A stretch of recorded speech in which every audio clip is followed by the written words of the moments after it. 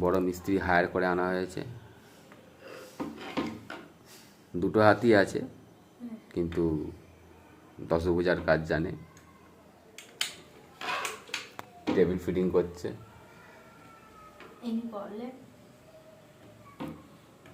ফ্লিপকার্টের লোক রেখে চলে গেছে, ছুটিতে আছে, মালিক নিজেই চলে এসেছে।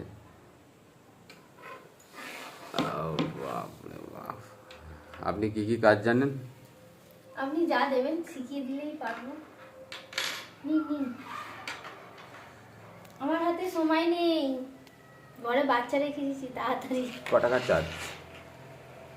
500 টাকা। অনেক কম হয়ে গেল। 1000 টাকা। ঠিক আছে, তাও ঠিক আছে। আপনি যা ওখান থেকে হচ্ছে কাটমানি খাবেন। 500 টাকা যে বললাম, 1 টাকাও পাবো না। কাঠের কাজ, অর্থাৎ তো কাটমানি খেতেই হবে। ঠিক আছে, দাদি কমপ্লিট চাই। আরে নিয়ে না, কেন ফালতু